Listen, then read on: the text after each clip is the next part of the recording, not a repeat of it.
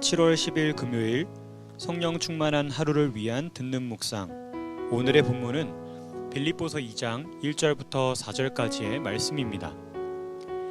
그러므로 그리스도 안에 무슨 권면이나 사랑의 무슨 위로나 성령의 무슨 교제나 긍휼이나 자비가 있거든 마음을 같이하여 같은 사랑을 가지고 뜻을 합하며 한 마음을 품어 아무 일에든지 다툼이나 허영으로 하지 말고 오직 겸손한 마음으로 각각 자기보다 남을 낮게 여기고 각각 자기 일을 돌볼 뿐더러 또한 각각 다른 사람들의 일을 돌보아 나의 기쁨을 충만하게 하라.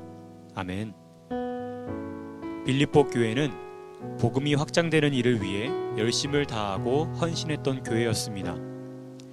또한 사도 바울의 사역을 물질적으로 후원하는 데 앞장서기도 했습니다. 이에 사도 바울은 서신의 서두에서 빌립보 교회를 생각할 때마다 하나님께 감사한다고 고백하기도 했죠. 그래서 빌립보 교회는 사도와 성도 사이의 아름다운 교제와 연합을 보여주는 교회라고 우리에게 잘 알려져 있습니다. 그러나 이런 빌립보 교회에도 몇 가지의 어려움이 있었습니다. 그 중 하나가 분열의 위기였습니다. 이후에 살펴보겠지만 당시 빌립보 교회 안에는 여성 신도들 사이에 주도권 싸움이 있었던 것으로 보입니다. 빌립보서 4장 2절은 이렇게 말합니다. 내가 유오디아를 권하고 순두개를 권하노니 주 안에서 같은 마음을 품으라. 공개적인 편지에서 이렇게 직접적으로 이름을 거론하면서 권면하는 경우는 흔하지 않은 경우입니다. 더 나아가 이 두 사람만의 문제가 아니라 이것으로 인해 파벌이 생겨서 교회 전체에 분열의 위기가 찾아온 것입니다.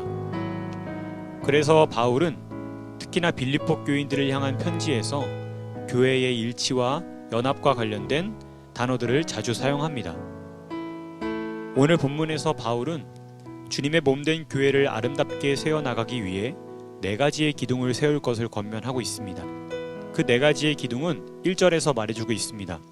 그리스도 안의 권면, 사랑의 위로, 성령의 교제, 긍휼과 자비. 교회 공동체 안에 이러한 기둥들이 바로 세워질 때 어떤 일이 일어나게 될까요? 비로소 마음을 같이하고 같은 사랑을 가지고 뜻을 합하며 하나의 마음을 품을 수 있는 것입니다. 성경이 말하고 있는 하나님 나라의 공동체는 이렇게 같은 곳을 바라보며 하나의 방향성을 향해 나아가야 하는 것입니다. 이처럼 2절까지는 교회의 공동체가 추구해야 할 가치와 방향성을 말해주고 있다면 3절과 4절은 교회 구성원 개인이 지녀야 할 구체적인 덕목들을 제시하고 있습니다.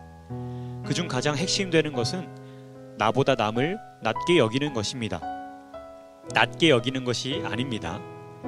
비록 한 획 차이일 뿐인데 그 뜻은 정반대의 의미를 가지고 있죠.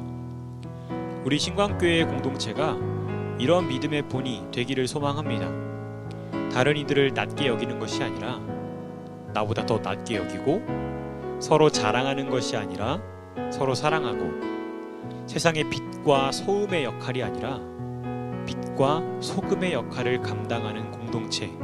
그래서 하나님의 기쁨을 충만하게 하는 공동체가 되기를 주님의 이름으로 축복합니다.